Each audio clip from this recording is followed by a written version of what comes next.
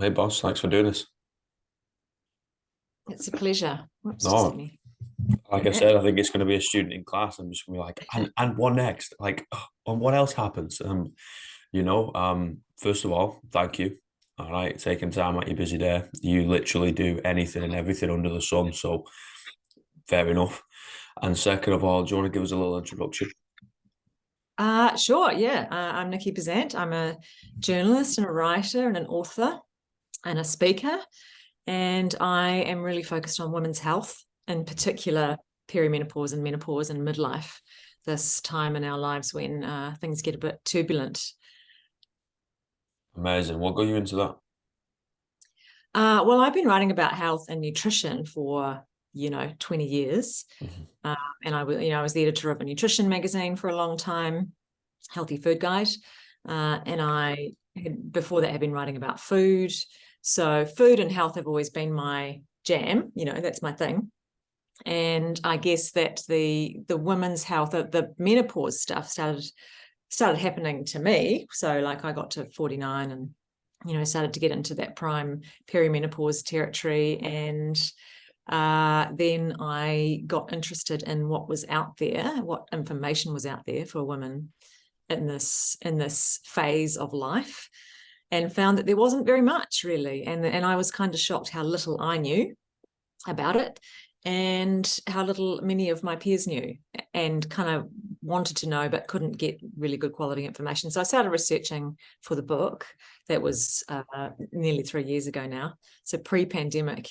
And then yeah, it was this whole long process of researching and writing, but it's Wow. been fascinating. And yeah, like I've learned a lot. And so now the book is me sharing that with everybody else. And then now I'm doing a lot of stuff out there in the world to kind of keep that going. I think that's awesome, man. Like it's definitely an area of the health and fitness scene, right? That just gets the ball dropped, especially like I'm going to attack it from a young male coach perspective, right? Like the polar opposite. And if Yeah. you get an athlete coming in, you're like, oh, something's going on. Most of us are going to freak out and be like, well, I have no idea, Yeah. and it's definitely not in any education like qualifications, diplomas or anything I've picked up along the way. Like it's in nothing. It's not even touched upon. You know what I mean? There's not Yeah. even a word of like, oh, this might happen. Probably Yeah. think about it. Yeah, I have seen that in the fitness industry, absolutely, in gyms and with trainers. And it's not if it makes you feel any better, it's not, you're not alone there. There's a lot of medical professionals who don't have much grounding in this whole menopause space either. But that's changing, starting to change now. And I think, yeah, and certainly in fitness, it's something where it does need a lot more attention, and it does need a whole ton more education, because it's a really, really important part of a woman's life, and a lot of things happen in this stage which mean that we can't work out the way that a 30-year-old guy can work out, which is 100%. a which is something that you just don't see reflected when you go to gyms. Yeah, unfortunately, that is the case, and you know, I'm a big advocate of um, coaches, whether you're male or female, need to understand a woman's cycle a little bit more, because then you can more effectively program for that individual, right? Yeah. Especially when it comes to strength training, with weight fluctuations and all that crazy stuff. So I'm already a big advocate of that side. You're like, guys, like you've got this organic thing in front of you. We're supposed to help them and make them do pretty cool stuff. Like, but they're also changing. Same with the dudes as well. Like, let's be Mm. honest, but it's like they're also changing on a cyclical fashion. We kind of need to Yeah. understand that of the individual in front of you, right? Learn your member.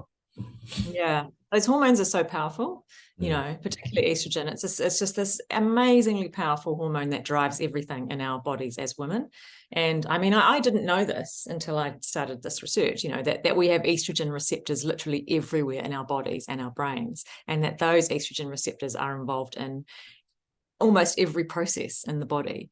And, this affects our lives as women, just every aspect of our life. And so, when you think about it like that, of course, there's hormonal influence in your physical activity and what you can do and what you can't do. And, Mm. you know, when you're, in terms of the cycle, you know, when you're more able to do something, when you're stronger, when you need to rest, all that stuff is affected. Yeah, it's kind of amazing. It makes sense when you kind of join the dots together, right? Yeah, yeah, it makes total sense. But Yeah. you know, a lot of women don't understand this. A lot of women don't even understand the hormones because we don't get taught it. Yeah, that is an issue again. Like, you know, we barely even get proper sex education, let's be honest. You Yeah, know, I don't know what it's like in New Zealand growing up, but in the UK, it's like, this is how you put a condom on a carrot. And everybody looks around and was like, but we've already put it on ourselves by now. So what's the point? yeah, You know, yeah. Well, I think it's a it's bit, changing. Yeah, it has been pretty dire, and I think it's probably the same worldwide. yeah. Um, There is, I mean, in the UK, where you are, there is a lot of really good stuff happening in this space. And you're further in the UK, they're further down the track than we are here in Aotearoa, but we are catching up quite quickly. But, you know, there's menopause in the school curriculum there now. So kids are being taught, when they're taught about puberty, they're taught also about what happens at the end, at the other end, you know, like the second puberty, if you like, what happens at the other end of your fertility. So, I mean, that's a really, really good step because it's the missing part of the puzzle. Mm. Where would you start then if someone comes to you really confused about this part of life? Where would you start the conversation? I would say that it's a natural transition and it happens to all of us for a start. So don't be confused and don't feel like you're alone or you're the only one who's going through this, because you absolutely are not. And then I would just talk about how, you know, we have this crazy hormonal fluctuation which happens at this time. So it's not just about estrogen and progesterone, which are our main female hormones, not just about them declining, which they are doing. So by the time we get to menopause proper, you know, our hormones are at a very low level, the same as they were pre-puberty. But along the way, before we get there, it's going like a roller coaster. It's going up and down and up and down and up and down and up to levels higher than it's ever been and down to levels lower than it's ever been and all the things in between. And it's that fluctuation, that kind of crazy roller coaster that causes a lot of the symptoms that happen to us in perimenopause. So perimenopause is all the time leading up to menopause, and menopause is officially the end of your period. So the official definition of menopause is actually 1 year after your last period. So if you haven't had a cycle in a year, then you're technically menopausal. But all of that time leading up to that point is perimenopause, and that can be anything between 2 and 10 years. Wow. And it can start in the late 30s. It can start as early as the late 30s. For most women, it's kind of mid to late 40s that starts to happen. And then every woman's experience is different. So that's another really important thing to understand, is that we just all have a different experience of this time. 1 in 5 women is going to sail on through with no stories to tell and hardly any symptoms. And then 1 in 5 is going to have severe symptoms that can be quite debilitating and quite disruptive to her life. And then the rest of us are kind of somewhere in between. So we'll have some symptoms, and, you know, for varying lengths of time that we might need support with. That's fascinating. You know, the diversity within that. It also makes sense if I attack it from a coach's perspective of just like varying different abilities and different bodies, and you're like, yeah, it's all going to be quite different, right? Yeah. I guess I would branch off that with a question of, as someone in the fitness industry, and obviously there's a lot more people behind me and beside me as well in this industry. How do we create it a more comfortable environment, safer environment, or a better environment for ladies going through this? It is about understanding what's going on, I think. So if a woman has a sense that you understand what she is going through, then that is going to be a much more comfortable and safer place to be. And I have found, you know, in gyms, often the trainers are young, often quite young. You know, and so it's not so easy to say, hey, listen, I'm a perimenopausal woman. I've got some joint pain. I haven't been sleeping very well. You know, I'm having hot flushes from time to time. You know, my mood's not great. I'm not feeling very high energy. All that stuff can just feel like a bunch of excuses when you're standing in front of a 25-year-old trainer, right? It's not that at all. These are real things that are happening. But if there was some sense that the trainer kind of knew about perimenopause, that would make it pretty accessible, a lot more accessible to be in a gym or a training kind of an environment.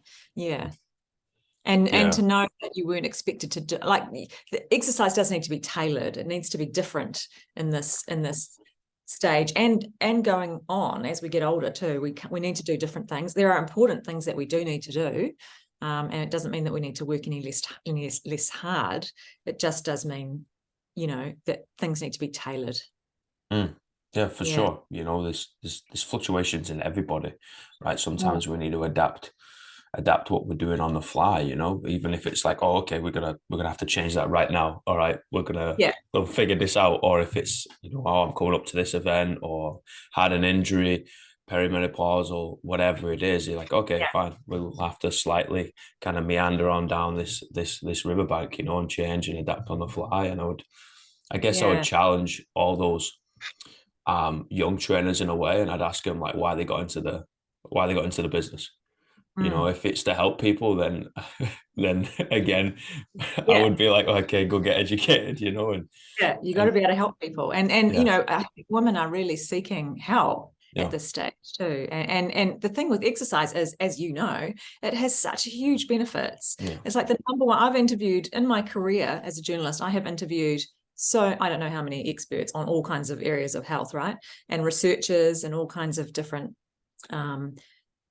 areas of research into health. And I cannot count the number of times an expert has said to me, I wish I had a pill that could do what exercise does. There's almost nothing that exercise does not help.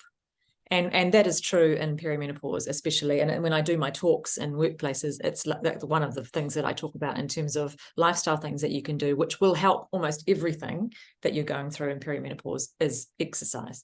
So it's so important. And we all should be doing it. We all should be getting out there and moving, regularly, because it's just good for our brain. It's good for our sleep. It's good for our mood. It's good for all the things. It helps us have less hot flushes, all those things. So it needs to be as accessible as possible for women in this stage and beyond. I 100% agree, and I love it how you said that, because that's my entire basically business, right? Is how do we bridge this gap? How do we get more people moving? And I don't really know why. Like, it's kind of like a black box thinking, right? If we move a little bit more, the output is people are a little bit better in general, and I'm like, I don't really know why, guys. Like, people a little bit smarter than me are going to come in and give you all the studies and facts.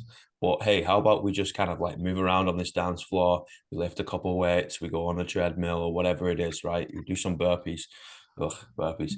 But we do something, right? And it's like, okay, fine. And, the outcome is a little bit better. And we usually in a mindset where it's a bit more fresh, right? Then we can attack the day, the situation, the environment, or that time of your life in a better mental state as well, right? Yeah. I mean, it just makes everything better, right? It's just going for a walk is going to make you feel better and ready to, a bit more to get on with the day in a bit more of a energetic way, I think. Agreed. So I got a question, right? What does it mean to be woman enough? What does it mean to be woman enough? I think that question is problematic because of the use of that word enough. Because I think women, we spend our entire lives being conditioned to think that we are not enough. We are not thin enough. We're not pretty enough. We're not successful enough. We're not fit enough. We're not feminine enough. All that stuff. There's whole industries devoted to marketing us the message that we're not enough, and if we just buy this product, then we will be more enough. We'll be closer to enough. We'll be closer to being perfect enough. I think wherever you are, whatever is going on, you are enough. That's the message that I think women need, and men, everyone. You are enough. I love that. Like the reason why I asked this question, right, is like on the other side, like the first question or the first version of the question was, what does it mean to be man enough, right? And that's something that I heard personally, and I was like, I don't really, I've not really come to my downright perfect conclusion yet. So I was asking a Yeah. couple male guests and that, and then I was talking to a good friend of mine. She turns around and goes, "What about the opposite?" And I'm like, "That is a fantastic question. I'm going to Yeah. throw those questions out because I don't know. You know, I think there's two sides to every coin, right? And there's that little bit Yeah. in the middle where, statistically speaking, it could kind of land on the edge, right? And we're like, okay, fine. Like, what does it mean? Like, I'm not a lady. I don't Yeah. know. That whole concept is, isn't it, that of man enough or woman enough? It's kind of a patriarchal concept, isn't it? It's a Because strange thing. Yeah. because who says what's enough? Mm-hmm. It's only you. If you're the only one that knows. And I love asking the same question to multiple people, right? Because I can, you can have a hypothesis and you got to try and figure it out whether it's correct or not, right? Disprove yourself or prove yourself right. And over over the time of me asking these questions, the answers are pretty much the same, if not very, very, very similar. And it kind of highlights of just like, yes, there's going to be some differences between obviously males and females, right? Okay, fine, we got that one checked off. But we're also human beings and we've got a lot more similarities than we have differences. So rather than attacking each other like head on and headbutting each other in usually arguments, right? How about we come together in conversation and learn Mm. from the other side and be able to kind of liaison down this way. And I think it's quite fascinating listening to people's perspectives on stuff like this. Yeah, yeah. What do people say? What do other people say? A lot of the time is staying true to themselves, being honest. Emotional intelligence comes up a lot. Yeah, um, you know, and communication is another big one. Being able mm. to effectively articulate how they want to come across or their feelings or something like that, right? And it's quite interesting how people spend more time on that side rather than the specific biological differences, right? Mm. And I'm like, I think I first of all, I rate that because that's how I think too. And Mm. second of all, I think it's quite interesting because from an outsider's perspective on society, whatever that is, that's a whole different topic, right? We're like, oh, we're different. We're kind of like headbutting each other. We're not coming to any agreements. But when you speak to people one on one, they all, or most of the time, we are the same. We are so similar. Yeah, we're human. Exactly. Yeah. It's a beautiful thing, right? Hmm. What's the biggest thing you learned over the years from journalism? The biggest thing I've learned. Oh my goodness. I've learned so much. I mean, that's, I guess, what I love about what I do is that I never stop learning, you Mm. know? So that's what's so fun about it, is that I'm always learning something new and always meeting interesting people and learning and learning and learning. And that I love that. Yeah. So Mm. maybe I learned that I love to learn. I don't know. Have you always had uh like a wonderance for, oh, what do they think? What do they do? Or is it something that you've Yeah. learned on the way? That kind of curiosity, I guess, Yeah. what you're talking about, which most journalists do share. I probably have developed that over time, and that comes from being more confident in myself too.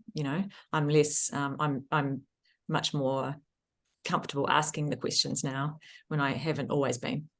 Mm. Yeah, so I think that I've always been curious about other people, but I haven't always been confident enough to ask all of the questions that I wanted to ask, which now I am pretty much. Yeah. That's a big one though, right? That confidence, that C word. It's like Yes. how do we help to build other people up so they have the confidence to be themselves at the end of the day, right? It's got nothing to do with arrogance. They are quite far apart. And you can usually tell if someone's walking down the street, you're like, okay, like that's a little bit further than confidence now, mate. You know what I mean? Like, so how do we do that? How do we help people become a little bit more confident? Yeah, I don't know. I think it comes from within, doesn't it? That you can always support other people by being there for them, I guess, by being a good friend, by being a good parent, by being, supportive ally to others in your life. I don't know. How do you build confidence? It's just acceptance, isn't it? If you accept someone for who and what they are, then that makes you feel, when you're accepted, when you're fully accepted, it makes you feel super comfortable, and then you have more confidence to be yourself, because that's what you're talking about, really, isn't it? Just being ourselves. 100%. Do your thing, right?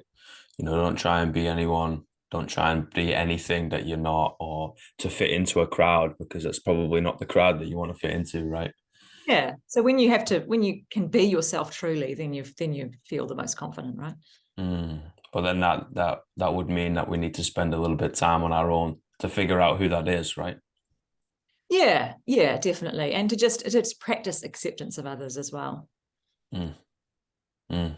What's your purpose? My purpose. I like to talk about kaupapa, which you will understand as a concept in Māori culture, which is a bit broader than purpose. Mm. It's kind of like, I love the word kaupapa because it means, sort of means, reason for being and reason for doing what you're doing. And I guess what I say now is that it's to help women become kick-ass old ladies. Love That's that. in a few words. That's my purpose at the moment. Yeah. I love that. You're providing a little bit of help and support and a helping hand to a demographic of the population that's been dropped at the end of the day. It's just been pushed out to the side. It's like, first of all, we don't understand you. There's not a lot going on. See you later. Yeah. And you're like, Yeah, and you're getting older, and we don't care about older people. So the aging woman is not, it's not something that Western culture anyway sees as being valuable. yeah. So this is changing now, I think, with my generation, but it's going to take a lot of work, and so that's, I'm there for that fight. All right, let's do it. Yeah, exactly. See, we need allies. We need you guys. It's to me, I don't know. If it's because I'm blonde or just curious, I guess. But to me, it doesn't make much sense just bastardizing parts of the population and being like, nah, we don't really need that, and nah, we don't really need that, and we're just gonna keep like this amount of people. You're like, that doesn't make much sense to me, because they're all gonna think the same, they're all gonna do the same, and we're just gonna get the same result, and that's the definition of insanity. A wise man once said that before me, right? We're doing the same thing, and we're like, oh yeah, we're gonna get progress. We're like, no. Yeah, I mean, it makes zero sense, but it's been done for millennia. That women get to a certain age, or women dare to be aging, and they are sidelined and ignored. So it's just how it's been forever. But I think that's changing. Yeah, I mean, it's never a good enough excuse though, right? Just because that's not the way it's been forever. No, Like we need to jump bullshit. in, Yeah.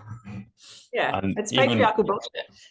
100%, and even if you attack it from a business perspective and just be like, well, where's most of the money? It's not going to be with 18-year-olds, is it?